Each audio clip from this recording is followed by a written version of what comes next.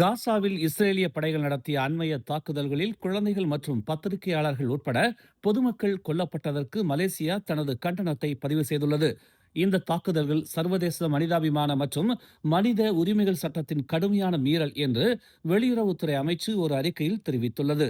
இந்த தாக்குதல்கள் அமெரிக்க அதிபர் டொனால்டு ட்ரம்ப் செப்டம்பர் 29, 2025 அன்று தனது 20 அம்ச அமைதி திட்டத்தின் ஒரு பகுதியாக அறிவித்த போர் நிறுத்த ஒப்பந்தத்தை மீறி உள்ளது என்று அமைச்சு வலியுறுத்தியது. மோதலில் ஈடுபட்டுள்ள அனைத்து தரப்பினரும் சர்வதேச சட்டத்தை நிலைநிறுத்த கடமைப்பட்டுள்ளனர் என்பதை மலேசியா மீண்டும் வலியுறுத்தியது. பொதுமக்களின் உயிர்களை இழக்க செய்யும் மற்றும் பாதுகாப்பு அத்தியாவசிய சேவைகளுக்கான அணுகலை தடுக்கும் தாக்குதல்கள் ஏற்றுக்கொள்ள முடியாதவை என்று அமைச்சு தெரிவித்தது.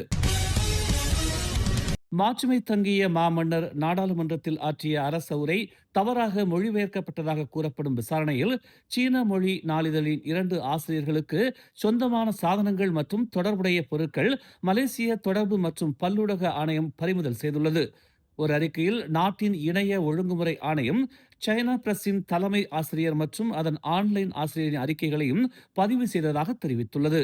மாமன்னரின் அரச உரை மற்றும் மலாய் மொழி தொடர்பான விஷயங்கள் சம்பந்தப்பட்ட எந்த ஒரு வெளியீட்டையும் எம்சிஎம்சி தீவிரமாக கருதுகிறது என்று அது தெரிவித்தது. 2 நாட்களுக்கு முன்பு தகவல் தொடர்பு அமைச்சர் ஃபமி ஃபாஜில் புதிய நாடாளுமன்ற கூட்டத்தொடரின் தொடக்கத்தில் சுல்தான் இப்ராஹிமின் அரச உரை தவறாக மொழிபெயர்க்கப்பட்டதாக கூறப்படும் சம்பவம் தொடர்பாக எம்சிஎம்சி சம்பந்தப்பட்ட நாளிதழை விசாரித்து வருவதாக கூறினார். தொடர்பு மற்றும் பல்லுடக சட்டம் 1998 பிரிவு 233 கீழ் விசாரணைகள் மேற்கொள்ளப்பட்டு வருவதாக அவர் தெரிவித்தார். இது நெட்வொர்க் வசதிகள் அல்லது சேவைகளை முறையற்ற முறையில் பயன்படுத்துவதை உள்ளடக்கியது என்று அவர் சுட்டிக்காட்டினார். நியூசிலாந்தில் நேற்று ஏற்பட்ட நிலச்சரிவில் மலேசியர்கள் யாரும் பாதிக்கப்படவில்லை என்று வெளியுறவு அமைச்சு உறுதிப்படுத்தியுள்ளது. உள்ளூர் நேரப்படி காலை 9:30 மணியளவில் மவுண்ட் மவுங்கானுய் முகாமில் நடந்த இந்த சம்பவத்தை தொடர்ந்து வெலிங்டனில் உள்ள மலேசிய உயர் தூதரகம் நிலைமையை உன்னிப்பாக கண்காணித்து வருவதாக அமைச்சு ஒரு அறிக்கையில் தெரிவித்துள்ளது. வெலிங்டனில் உள்ள மலேசிய தூதரகம் இச்சம்பவம் தொடர்பாக தொடர்புடைய நியூசிலாந்து அதிகாரிகள் மற்றும் ஆக்லாந்து மலேசிய சங்கத்துடன் நெருங்கிய தொடர்பில் உள்ளதாக அமைச்சு தெரிவித்தது.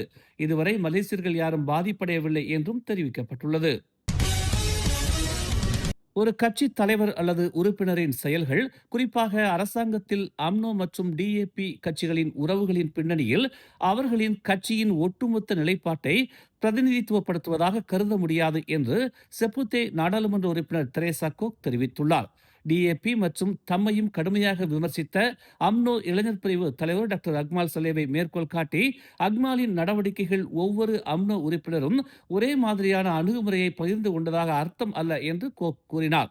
அக்மால் என்ன செய்தார், என்னிடம் என்ன சொன்னார் என்பது குறித்து எனக்கு இன்னும் கோபமாக இருக்கிறது. ஆனால் அதற்காக அம்னோ முழுவதும் அப்படித்தான் என்று அர்த்தம் அல்ல என அவர் சுட்டிக்காட்டினார். எனவே ஒரு தலைவரின் செயல்களுக்கும் அவர்களின் முழு கட்சியின் நிலைப்பாட்டிற்கும் இடையில் நாம் வேறுபடுத்தி பார்க்க முடியும் என்று தாம் நினைப்பதாக அவர் கூறினார். கடந்த ஆண்டு கோக்கின் ஹலால் சான்றிதழ் குறித்த அறிக்கைகள் குறித்து விமர்சித்ததற்காக கோக் அக்மால் மீது அவதூறு வழக்கு தொடர்ந்தார். அக்மால் அவரை பழைய நியாயோ பெண்மணி என்று அழைத்தார். மேலும் அவர் இஸ்லாமிய விஷயங்களில் தலையிடக்கூடாது என்றும் கூறினார். மெர்லிமாவ் சட்டமன்ற உறுப்பினருமான அக்மால் கோக் நாட்டிற்கு ஒரு அவமானம் என்றும் தெரிவித்தார். மேலும் இஸ்லாம் தொடர்பான விஷயங்களில் அமைதியாக இருக்குமாறும் அவர் கூறினார்.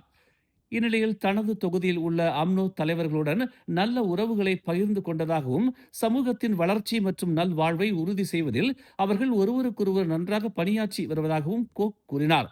அடிமட்ட மட்டத்தில் கருத்து வேறுபாடுகள் இருப்பது இயல்பானது. ஆனால் அனைத்து அம்னோ உறுப்பினர்களும் கடுமையானவர்கள் அல்ல. இந்த யதார்த்தத்தை நாம் ஏற்றுக்கொள்ள வேண்டும் என்று கோக் சுட்டிக்காட்டினார். அம்னோ உறுப்பினர்கள் மசூதிகளுக்கு உதவுமாறு எங்களிடம் கேட்கும் போதும் தேவையான உதவியை நாங்கள் வழங்குகிறோம். ஐடில் ஃபித்ரி விழாக்கள் இருக்கும் போது நாங்கள் ஒன்றாக கொண்டாடுகிறோம் என்று அவர் கூறினார்.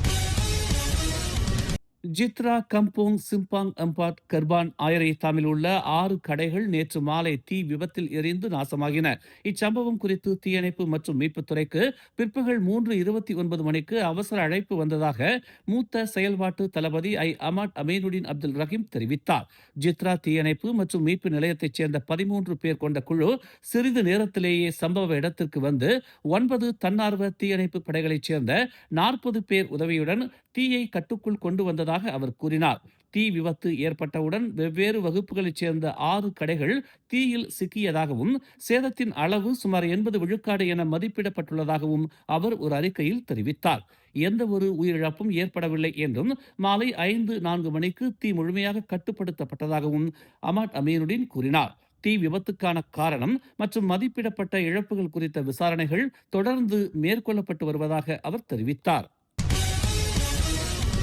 நேற்று அதிகாலை கிழக்கு நோக்கி செல்லும் கோலம்பூர் காராக் விரைவு சாலையில் கிலோமீட்டர் 71.6இல் பணியில் இருந்தபோது ஒரு காவலர் சிறு காயங்களுக்கு உள்ளானார்.